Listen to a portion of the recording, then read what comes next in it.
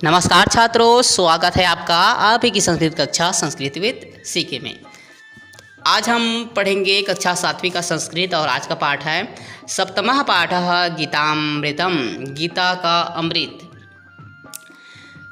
चलिए प्रारंभ करते हैं। वासांसि जीर्णानि यथा विहाय नवानि गृह्णाति नरोपराणि तथा शरीराणि विहाय जीर्णान्य संयाति नवानि देहि।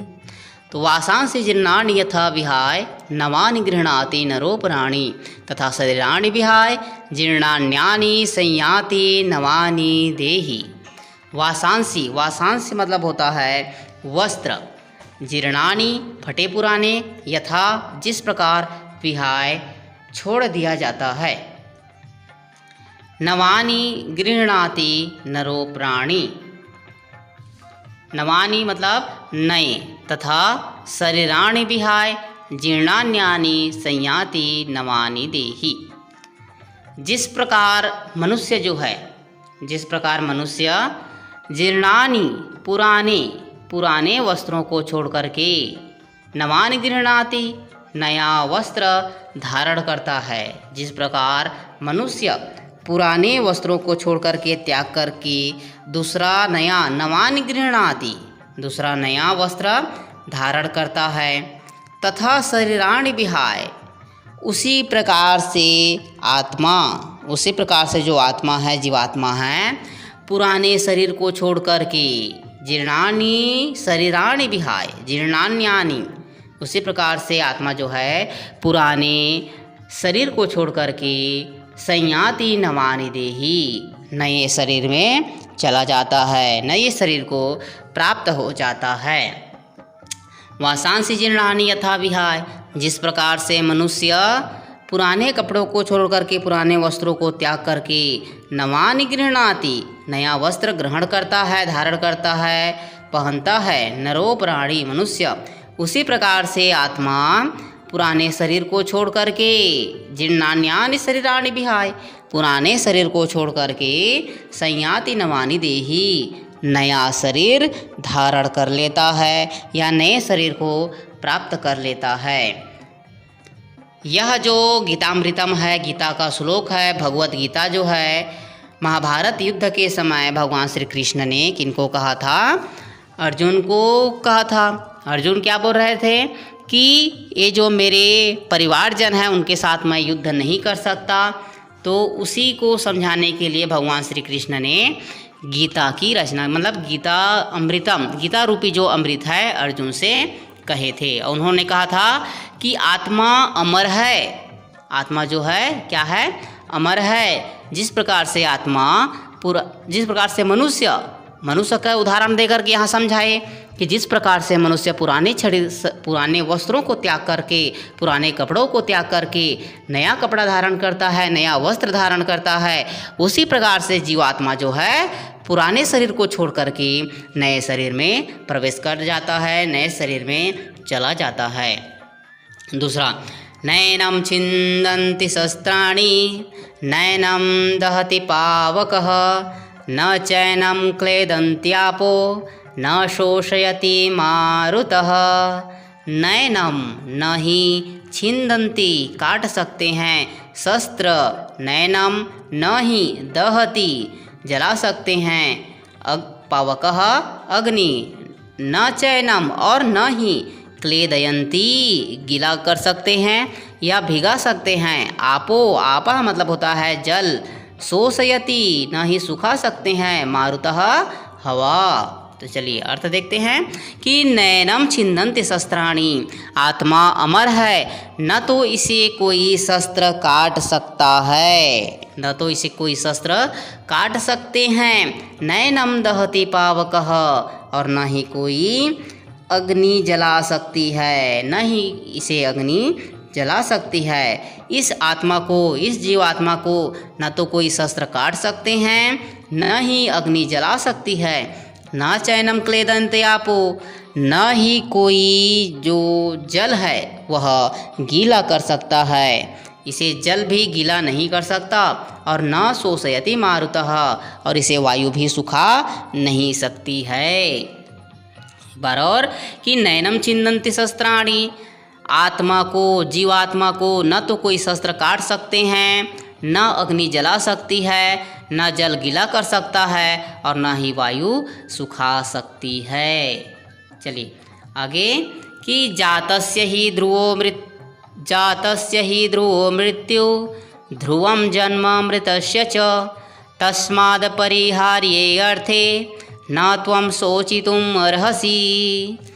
जातस्य ही ध्रुवो मृत्यु, जातस्य ही मतलब होता है जन्म लिए का, जिसका जन्म हुआ है। ध्रुवो मतलब होता है निश्चित, मृत्यु जो जन्म लिया है उसकी मृत्यु निश्चित है। यहाँ पर भगवान श्री कृष्ण अर्जुन को समझा रहे हैं कि हे अर्जुन, जो जन्म लिए हैं उसकी मृत्यु निश्चित है। ध्रुवम जन्म मृतस्य च, और जो मृत हो चुके हैं, जो मर चुके हैं, उनका जन्म लेना भी निश्चित है। जो जन्म लिया है उसका मृत्यु निश्चित है, और जो मृत्यु को प्राप्त हो चुका है या जो मर चुका है उसका जन्म लेना भी निश्चित है। तस्मात् परिहार्ये अर्थे, इससे भी या इसके बिना, ये जो बिना उपाय वाले विषय हैं, ये जो बिना उपाय वाले विषय हैं, तो न त्वं शोचितुम् अर्हसि, इस विषय में तुम शोक करने के योग्य नहीं हो, सोचने के योग्य नहीं हो। मतलब इसका कोई इलाज ही नहीं है, इसका कोई काट ही नहीं है कि जो जन्म लिया है उसका मृत्यु निश्चित है, जो मर चुका है उसका जन्म लेना भी निश्चित है, और इस बिना उपाय वाले विषयों में तू शोक करने के, चिंता करने के योग्य नहीं हो।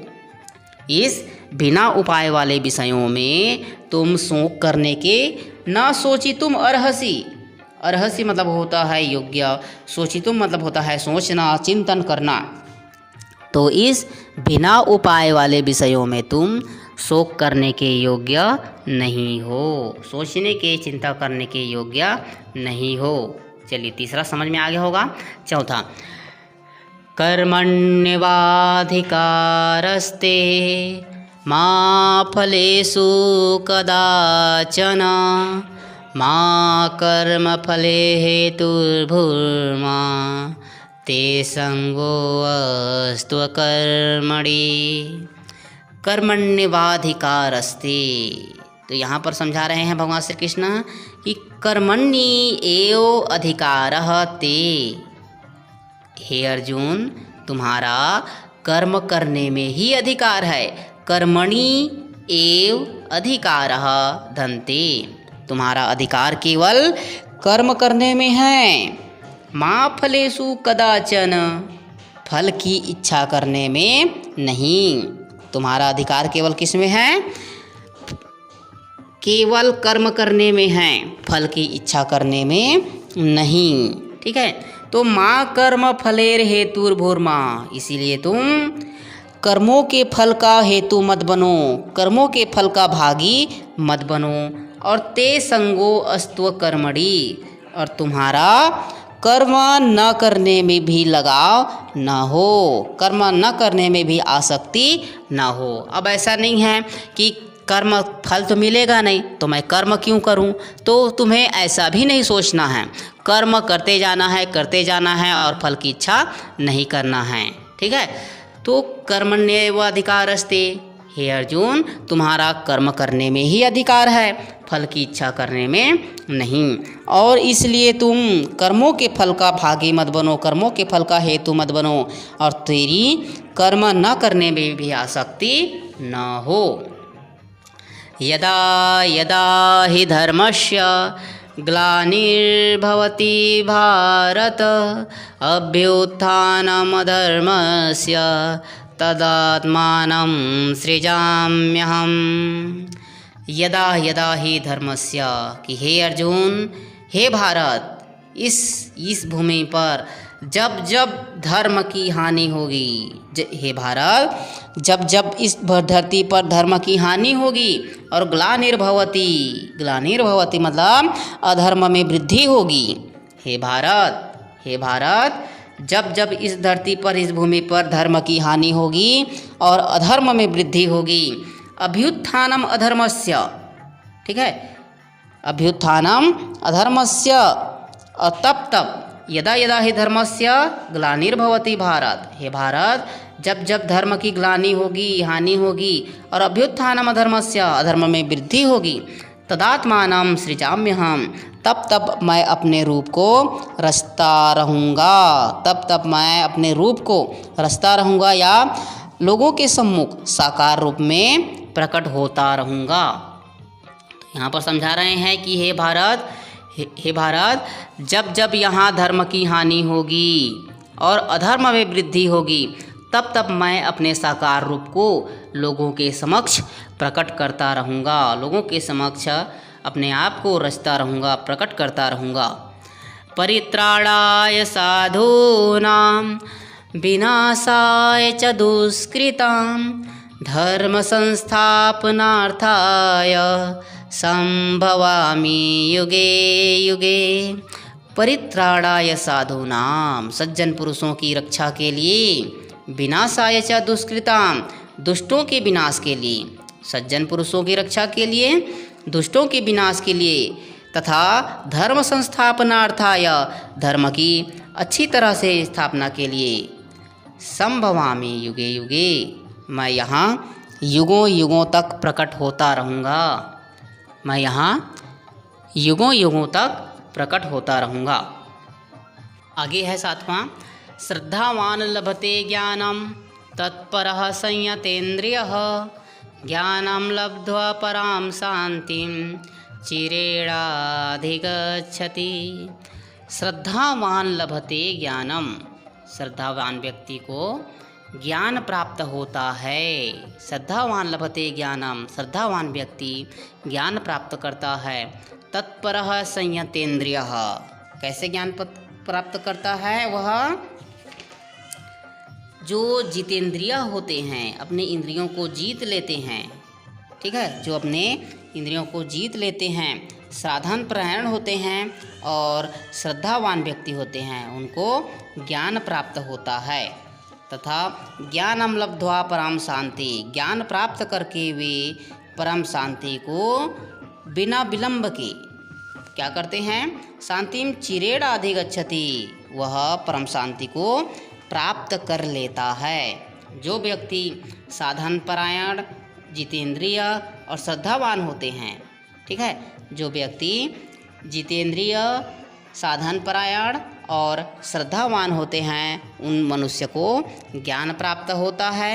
और ज्ञानम लब्ध्वा, ज्ञान प्राप्त करके वे पराम शांति चिरेणाधिगच्छति, मतलब बिना विलंब के तत्काल ही भगवान भक्ति रूपी परम शांति को प्राप्त हो जाता है। वो जो मनुष्य होता है वह उस ज्ञान को प्राप्त करके भगवान भक्ति रूपी परम शांति को प्राप्त कर लेता है। श्रद्धावान, जितेंद्रिय और साधन परायण व्यक्ति मनुष्य जो है ज्ञान प्राप्त करता है और ज्ञान प्राप्त करके वह बिना विलंब के तत्काल ही भगवान भक्ति रूपी परम शांति को प्राप्त हो जाता है। यो मां पश्यति सर्वत्र सर्वं च मयि पश्यति तस्याहं न प्रणश्यामि स च मे न प्रणश्यति। यो मां पश्यति सर्वत्र, जो मनुष्य मुझे संपूर्ण भूतों में अपने आत्मरूप, अर्थात यो मां पश्यति सर्वत्र, हे अर्जुन, जो मुझे सभी मनुष्य में देखता है। यो मां पश्यति सर्वत्र, मतलब सभी जगह किसको देखता है? मुझे देखता है। और सर्वम च मयि पश्यति, और सभी मनुष्यों में, सभी आत्माओं में मुझे देखता है, ठीक है। यो मां पश्यति सर्वत्र, जो मुझे सभी आत्माओं में देखता है, और सर्वम च मयि पश्यति, सभी आत्माओं को मुझ में देखता है। तो तस्याहं न प्रणश्यामि, उसके लिए मैं अदृश्य नहीं होता, और स च मे न प्रणश्यति, वह मेरे लिए अदृश्य नहीं होता। एक बार और पुनः कि यो मां पश्यति सर्वत्र, हे अर्जुन, जो मुझे सभी प्राणियों में, सभी आत्माओं में देखता है, जो मुझे सभी आत्माओं में देखता है और सर्वम च मयि पश्यति, सभी आत्माओं को मुझ में देखता है। पहला में क्या कि मुझे सभी आत्माओं में देखता है, दूसरा सभी आत्माओं को मुझ में देखता है, तो उसके लिए मैं अदृश्य नहीं होता और वो मेरे लिए अदृश्य नहीं होता है। उसके लिए मैं अदृश्य नहीं होता और उस मेरे लिए वह अदृश्य नहीं होता है। यत्र योगेश्वरः कृष्णो यत्र पार्थो धनुर्धरः तत्र श्रीर्विजयो भूर्ति ध्रुवा नीतिर्मतिर्मम। यत्र योगेश्वरो कृष्णो, जहाँ योगेश्वर योगाधिदेव भगवान श्री कृष्ण हैं और जहाँ धनुर्धर पार्थ अर्जुन हैं, जहाँ पर हे राजन कि जहाँ पर योगेश्वर भगवान श्री कृष्ण हैं और जहाँ पर धनुर्धारी अर्जुन है, तो वहीं शरीर मतलब होता है लक्ष्मी, विजय और भूति ऐश्वर्य और ध्रुव अच्छी नीति है, ऐसा मेरा मत है। जहाँ पर भगवान योगेश्वर श्री कृष्ण हैं, जहाँ धनुर्धारी अर्जुन हैं, वहीं श्री, विजय, ऐश्वर्य और ध्रुव नीति मतलब अच्छी नीति है। श्री मतलब लक्ष्मी, विजय मतलब विक्ट्री, विजय और जीत, भूति, ऐश्वर्य और ध्रुव नीति अच्छी नीति है, तो ऐसा मेरा मत है। जहाँ पर योगेश्वर भगवान श्री कृष्ण हैं, जहाँ पर धनुर्धारी अर्जुन हैं, तो वहीं श्री, विजय, ऐश्वर्य और अच्छी नीति है, ऐसा मेरा मत है, ऐसा मेरा मानना है। आशा है पाठ का अनुवाद अर्थ आपको समझ में आ गया होगा और इसी तरह से आगे वीडियो प्राप्त करने के लिए चैनल को सब्सक्राइब कर लीजिए, लाइक कीजिए, दोस्तों के साथ शेयर कीजिए। धन्यवाद।